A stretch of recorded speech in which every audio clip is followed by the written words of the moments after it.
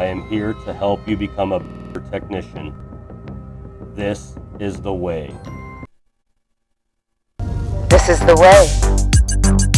This is the way. This is the way. This is the way. This is the way. This is the way. This is the way. This is the way. This is the way. This is the way. This is the way. This is the way. Man, I was trying to set that up and that was so difficult. Oh man. I think I crashed my computer like 3 times trying to edit it different ways. Alright guys, so I was coming up with this stuff and I was doing it for a meeting with my technicians next week. So this is just tips to being a better technician, right? Not just HVAC, but we'll stick with HVAC here. And the reason why I bring this stuff up is we're always so focused on the things that we shouldn't be focused on. And we forget what we're actually paid to do and what we should be doing and what the customer's calling us out for, right? So I was coming up with a list of things, and it's not just technical stuff that I came up with. I kind of left a lot of the technical stuff out of it because you can be amazing technically, but you suck as a technician, period. You have horrible customer service skills, all of that. There's a full embodiment of the whole thing, and I was trying to find a way to make it so it wasn't super long and super lengthy and not confusing, Sorry, I got some dry heat weather going on here. So first thing I want to bring up is mindset. We look at that and we go, I have a great mindset. I want to make money. It's not the mindset. So mindset is having goals and not limiting your beliefs, right? So this kind of stuff takes time. It's not an instant overnight unless you really want to get into it. And then you can set some affirmations to where you are telling yourself multiple times a day, you're affirming it. Because I have affirmations every morning. I tell myself in my head, it's whatever it's going to be. I tell myself, hey, today I'm getting this done. And I remind myself 3 times, hey, I'm getting this done. Hey, I'm getting this done. And I'm getting this done. And it works out. I usually accomplish all my tasks unless I get bombarded with 1.5 million things.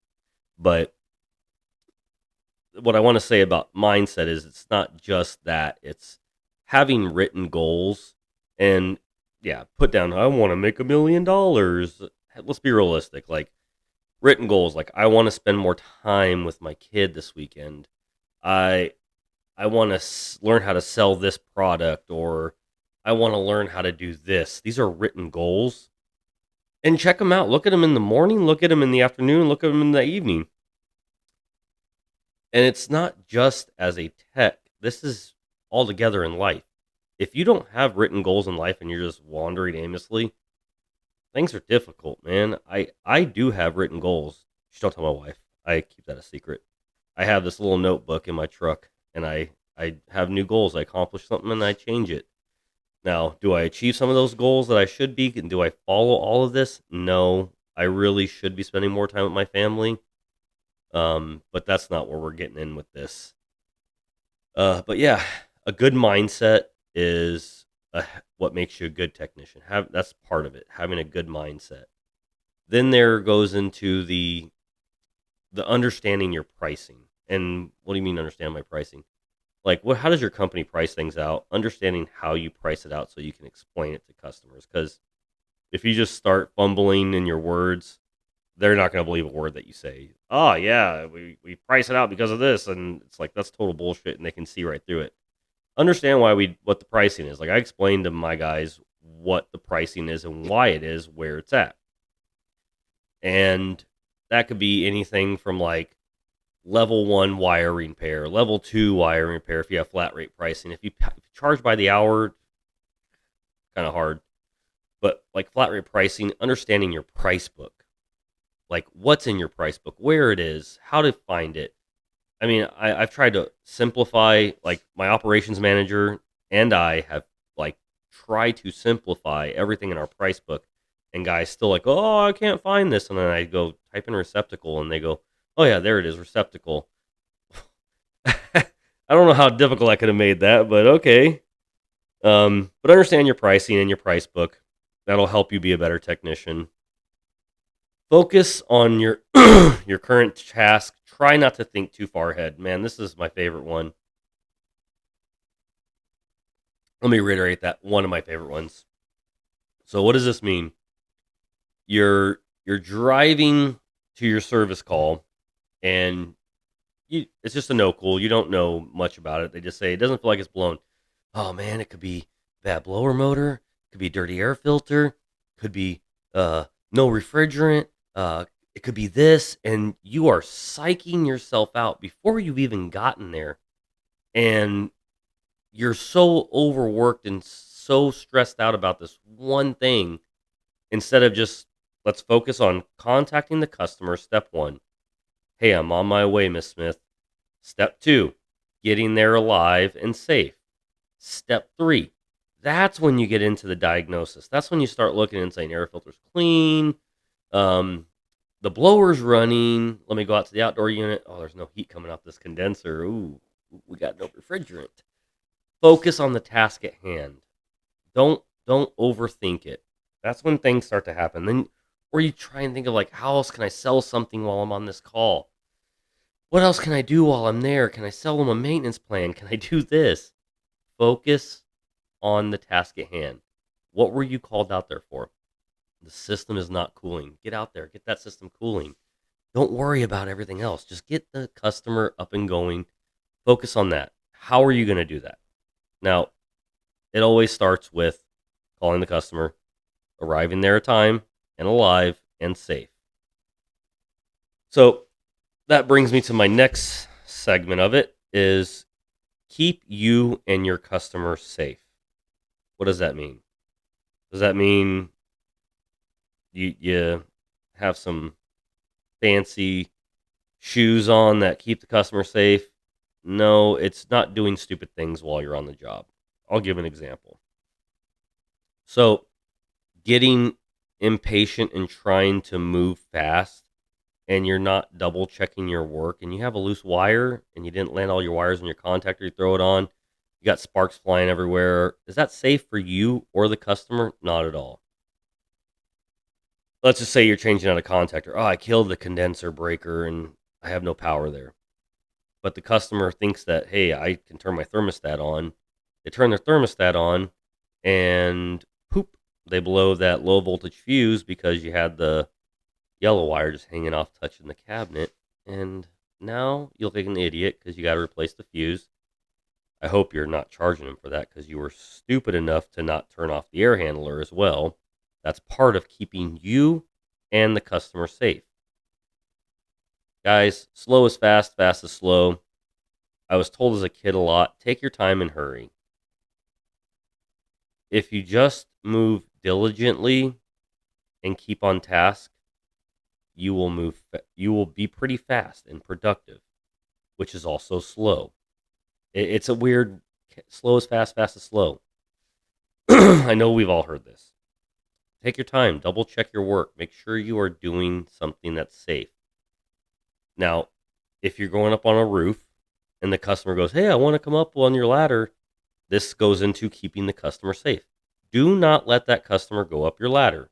Now, you can tell them, if you have a ladder and you choose to come up your ladder onto this roof, by all means, it's your home, but I don't recommend it.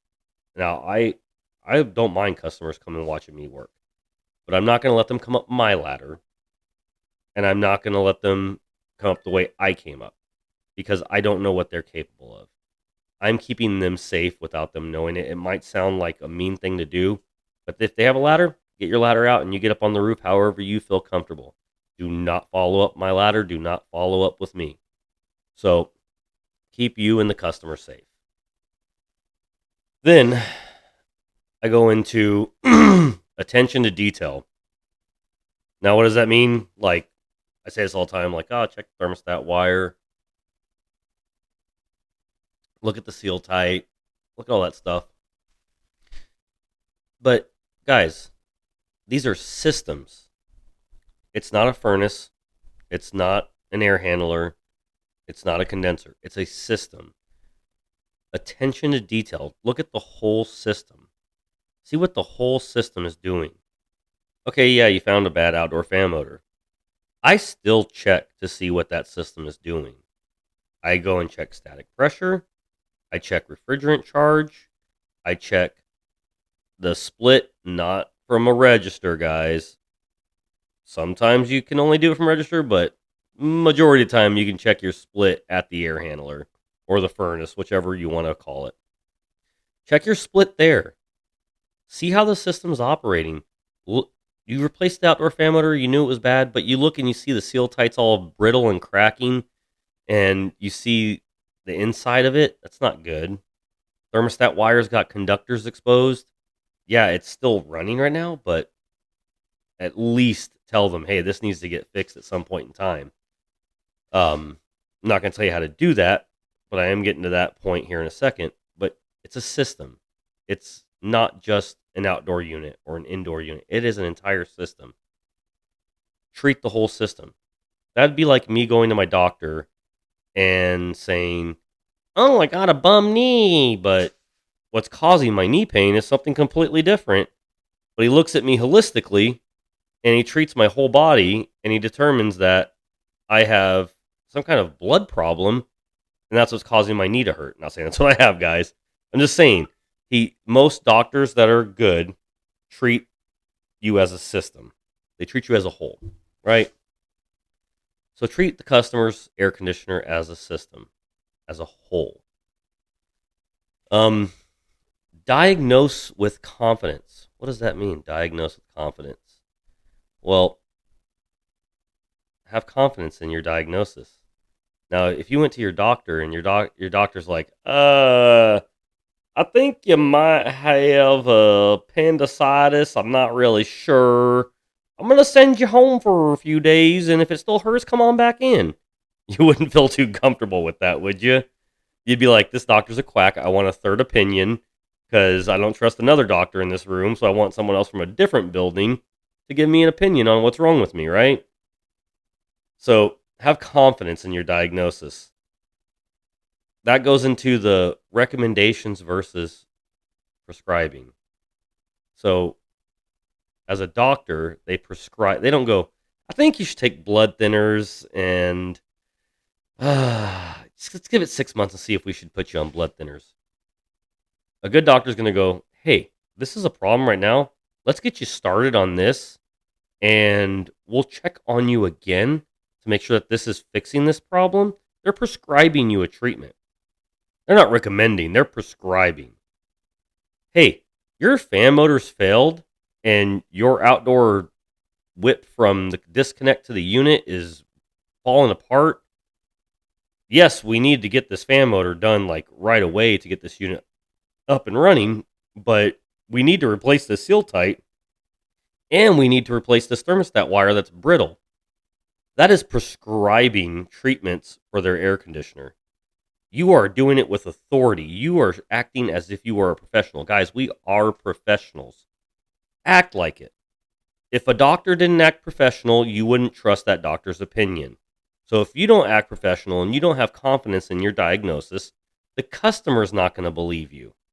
They're not going to believe in your diagnosis. Do it with some authority. Now, I'm not saying be mean to the customer, but have some authority. Have some purpose in your diagnosis. Act like a professional. And I guarantee most of the time people will be like, that's an amazing technician, and you could know absolutely nothing. But that leads me into asking for help. That doesn't mean call your boss and ask for help. Ask for help. There are guys that work around you that will be willing to help you probably. Ask for help. Call tech support for troublesome issues. Now, don't make it to where you're asking for help for the same problem every time. That means you're not learning or listening to whoever's helping you, and you're going to lose that help pretty quick. But ask for help, guys. That's all I say. Just the more help you can get, the better off you're going to be, right? So then we go into being a technician, not a salesperson. Your doctor's not a salesperson. I'm going to use this again. Your doctor is treating you. They're not selling you a whole new body. They're not selling you organs and drugs. They don't make the pricing on the drugs. They are prescribing. Now, I know someone's gonna be like, well, there are like doctors that are in bed with pharmaceutical companies. I get it, guys, but for the most part, the average doctor is not in bed with the pharmaceutical companies. We're not salespeople. We're service technicians. We're not there to provide selling equipment. Now, there are sales technicians, whatever. I'm not going to get into that. But when they call us out for their equipment not being operating properly, let's tell them the truth. Let's be like, hey, X, Y, and Z is a problem. This is how much it's going to cost. We can have that conversation of if you think that's too much and is this equipment worth repairing. Equipment is 9 years old, still under warranty. Let's get the parts under warranty. Yeah, I'm going to charge you labor for those parts to put them in, but at least let's get your equipment running. You'll have another year of warranty left. Nothing crazy is not working. The normal wear and tear items fail.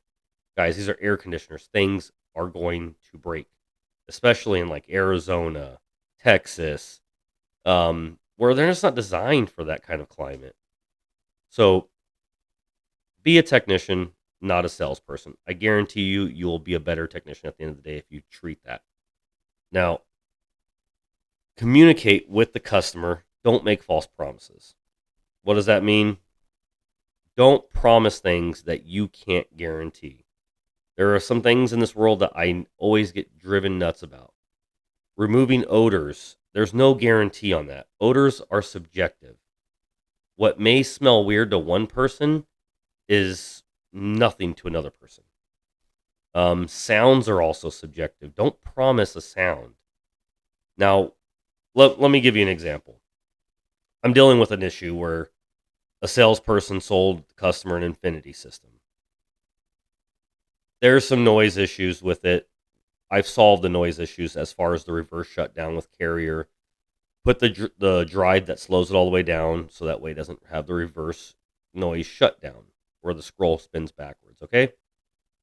Now, they're complaining about a sound in the wall that their last system didn't have. Now, this is unfair because they didn't have an air conditioner at their house when the salesperson went out there, because another company went out there, installed an air conditioner, and they said it was the loudest thing in the world. They fought and fought this company. And I found this out later on down the road, which is like, it makes me not want to deal with this customer anymore. But they told the company, just rip your equipment out here, get this garbage out of here. So when we show up, there's no equipment there. So we install an Infinity system that's inverter, full variable speed. Now they're saying that there's a sound in the wall, and it's like a whining sound. Well, it's a scroll, and it's a hollow wall where the line sets ran. The only way to get rid of that sound 100% for them is we have to run the line set on the exterior of the house. They don't want to pay for it, but we're going to leave that alone. Don't promise sounds. Now, what I could tell the customers, and I did, this is one of the quietest systems out there. That's not a lie. I'm not going to tell you you'll never hear it, but it is one of the quietest systems out there. That is not a lie. I can keep that promise. But I can't tell you you'll never hear a sound. Smells. Mini splits. Mini splits always have smells. Oh, you'll never smell anything on your mini. That's a lie. If you run a mini split the way it's designed, there's a funky smell that comes from them sometimes. I mean, hell, my brand new mini split. I'm getting this weird smell, and I know what it's from, and I've already fixed the issue. But don't promise things that you can't keep. Don't tell someone, oh, these are the best systems in the world, and just say, hey, they're great, they're energy efficient, stuff like that. Don't make promises you can't keep, guys. So, good communication with customers, honest communication goes a long way, and customers will trust you and purchase things from you and have you do their service. I have several technicians that unintentionally sell. I did it the other day. I didn't want the customer to go with all these repairs because they were like, yeah, we're thinking about replacing the equipment. And I was like, yeah, I wouldn't do this stuff then if you were thinking about replacing the equipment. But I explained it so well, everything I was prescribing to do, that he came out and stopped me as I was cleaning the coil. He goes, I want to do all those repairs. And I was like, okay. Because for one, someone drilled a hole in the top of the disconnect on the rain shield for the satellite company for ground. So water was getting in the disconnect. Has it failed yet? No. But is that safe? No. His thermostat wire was cracking and tearing apart. Has it failed yet? No, it hasn't blown the fuse. The outdoor fan motor was like loud, but the amp draws were normal, but it was loud. These are just things like I just recommended that like I said, hey, I would do this stuff, but if you're thinking about replacing the system, I wouldn't spend the money. He decided he wanted to do it anyways, just because I was so confident in what I said. So I have technicians that they try not to sell stuff. They feel sleazy and they do so much work because of that, because they get trust. They build trust these customers. And these customers ask for these guys on a regular basis, right? So have good communication with your customers. Honest. Next thing, keep a clean and organized truck, guys. This doesn't just mean like wash the outside of your truck and keep your cab clean. This means keep your whole van or truck clean. Keep it organized, which also helps you keep track of your stock. Now, I know we all have software that keeps track of our stock. We pull it off of our materials. Parts guy refills our stock. Sometimes it gets missed. Sometimes there's a glitch in the system. But guys, keep your trucks clean and organized, and I guarantee you the day goes by faster. You won't be looking for that drill or that one capacitor. Trust me, it used to happen to me all the time. Still happens to me, but I operate out of a pickup truck now because I'm a service manager and I don't have boxes and stuff. So keep your trucks organized and clean and clutter free, and trust me, your day will be so much easier. And you'll feel better at the end of the day. I feel better when I'm in a clean truck. I get into some of these technicians' trucks and I'm just like, I just feel sick. It's so gross. Keep your trucks clean, guys. Understand that there is a busy season and you're going to be busy. Try not to always set plans. Now, I am a firm believer that people need to spend time with their families. But let your supervisors and management know, whoever's in charge of scheduling, ahead of time, saying, hey, I'm planning on doing this with my family. I'd like to be off by 5 o'clock on this day, right? Don't go the day of and regularly do that and be like, hey, I need to be off by 5 o'clock. I'm going to do something with my kids. Hey, I need to be off by 4 o'clock. I'm going to do something with my kids. Plan that stuff out, but understand that this is the there's a busy season and you're going to be busy. Predict that. That's going to be the thing. This is a soup. So like here in Arizona, I call it the Super Bowl of HVAC this time of year. This is when everybody's all in. Everybody's like, we made it through the playoffs. We survived the winter. Now we're in it. Now we're seeing who's going to win this game, right? Just understand that there is busy seasons. Then my final thing is understanding and familiarizing with new HVAC software. That's not saying like Service Titan, Field Edge, that stuff. What I'm talking about is understanding like the Field Piece app or Measure Quick app, or familiar if you're in the refrigeration field, understanding the Ketatherm stuff, understanding microprocessor stuff. Just understand the new software and how it operates.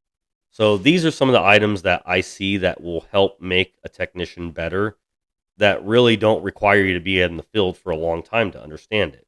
Now, take it for what it is. I'm not saying I'm the greatest technician in the world, but you know what?